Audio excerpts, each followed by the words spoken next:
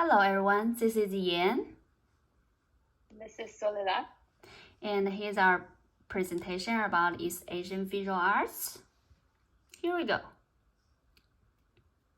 So our content will cover the Chinese visual arts, Japanese visual arts, Korean visual arts. So China has been the dominant and referential culture in East Asia since ancient times. Although ferociously developed Neolithic cultures exist on the Korean Peninsula and on the Japanese archipelago, archaeological evidence from the Paleolithic and the Neolithic periods suggests an exchange between the early East Asian cultures. Thus, we can see the similarities in Chinese, Japanese, and Korean Asian arts. This presentation will introduce some representative visual arts in China, Japan, and South Korea. First of our topic is Chinese bronze. So bronze has been cast in China for about 3,700 years.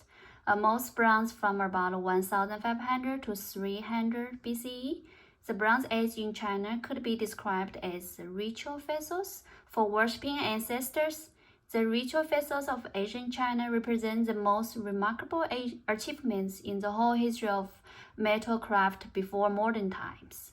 Here are some examples, and on the left above is from Zhou Dynasty. It's a ceremonial gem, and on the left bottom is also from Zhou Dynasty. Is a ceremonial doll.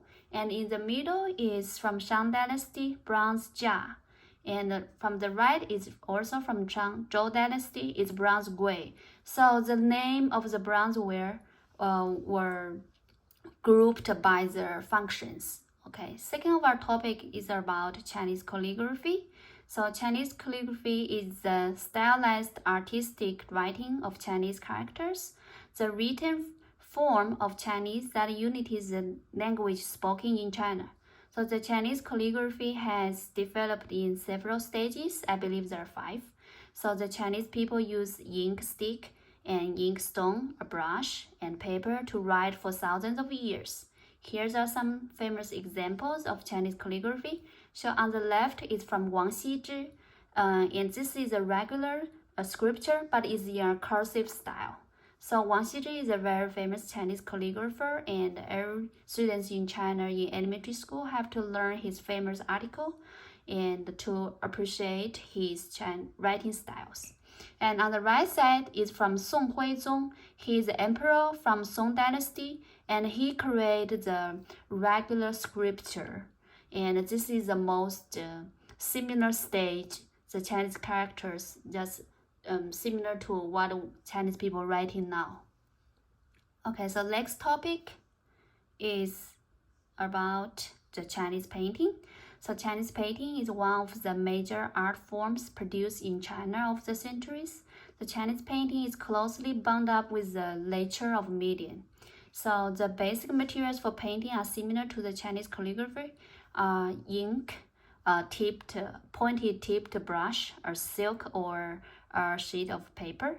And the most common format of Chinese painting in the East in the past minimum has been the vertical hanging scroll. So you will see a lot of Chinese painting were made on the vertical hanging scrolls.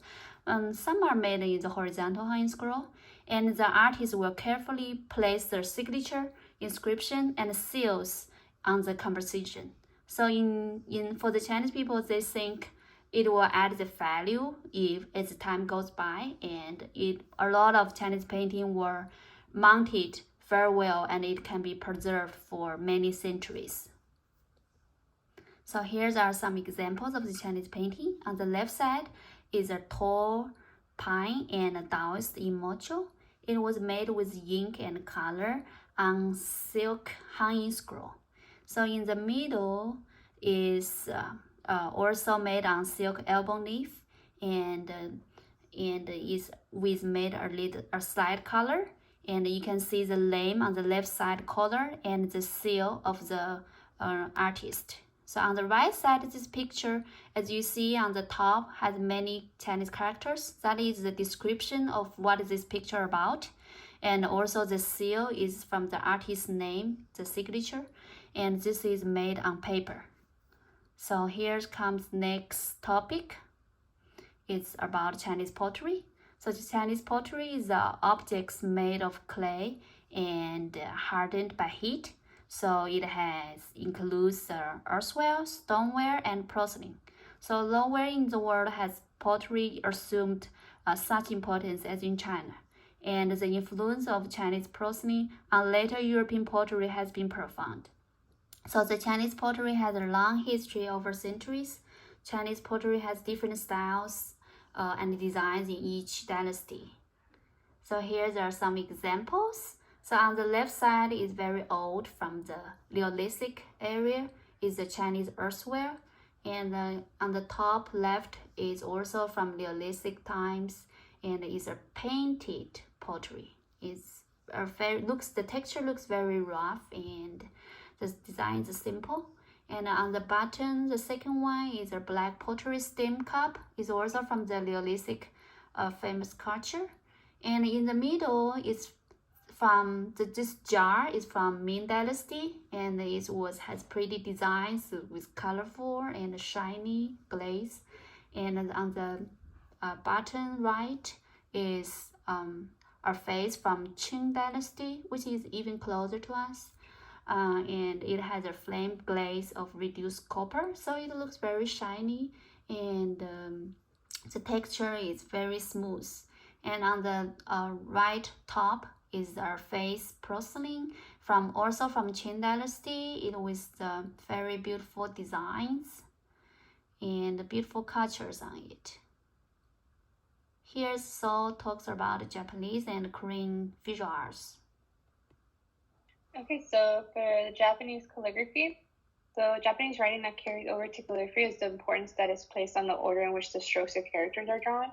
There are three main styles of writing in Japanese calligraphy. There's the kaisho, the gyosho, and sosho. The kaisho is a block style and probably the most easiest to learn and write. The gyosho is a semi-cursive style, while the last one, sosho, is the cursive style, and it's the one that takes the longest time to master. And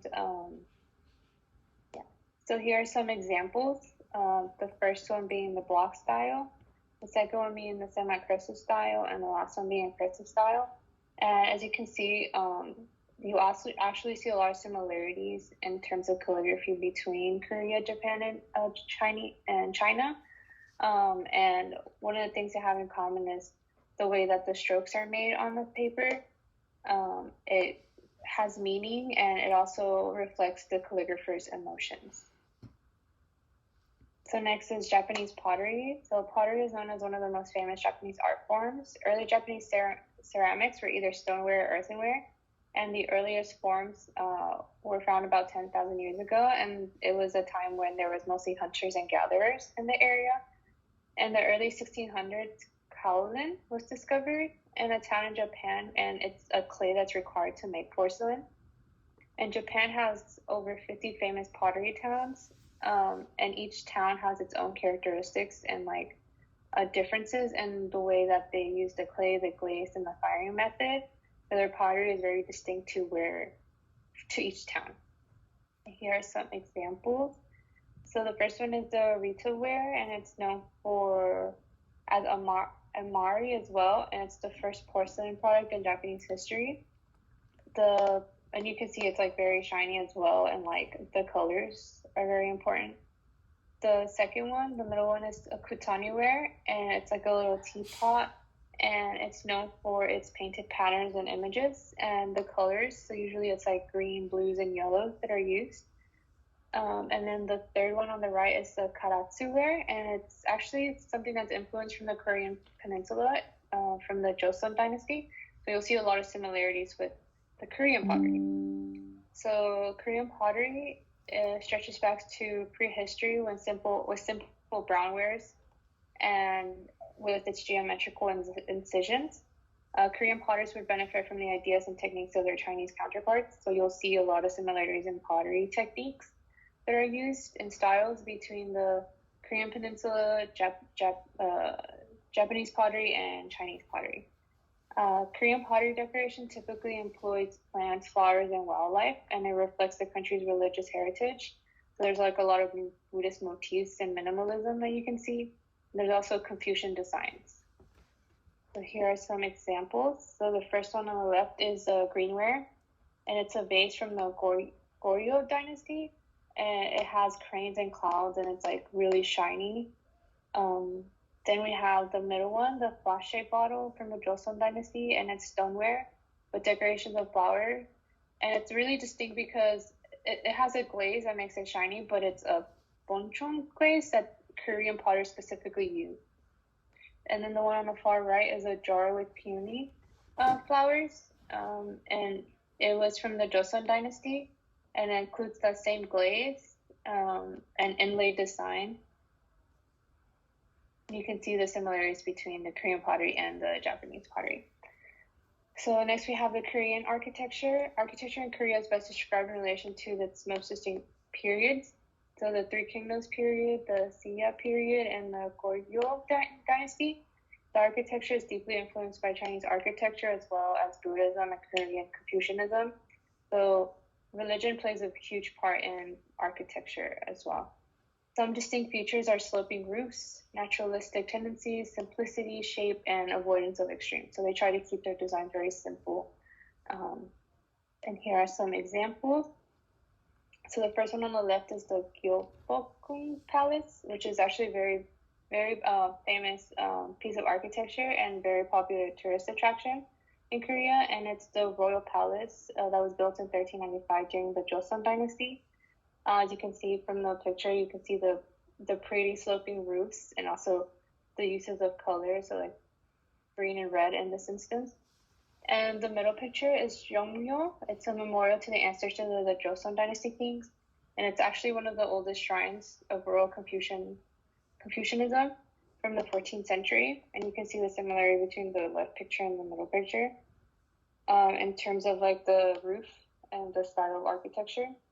The one on the far right is the Hwangseong Fortress. It includes actually a palace. And it was built including battlements and secret hidden gates for defense. And you can also see the similarities in this picture where like the roof is a distinct feature of Korean architecture. And it's very different from other architecture. So Japanese architecture is mostly like low ceilings, smaller pillars. Usually very popular pieces of architecture in Japan are like tea houses, which are smaller. And these are very, very different. And so to conclude our presentation, East Asian visual arts has thousands of years of development history. As you can see from the presentation, there are many similarities between the arts in China, Japan, and Korea. They have been linked uniquely for several millennia by a common written language. And East Asian visual arts is essential to the world of visual arts heritage. You can see its influence throughout not just the East Asian region, but the entire world. And that concludes our presentation. Thank you. Thank you very much. Thank you.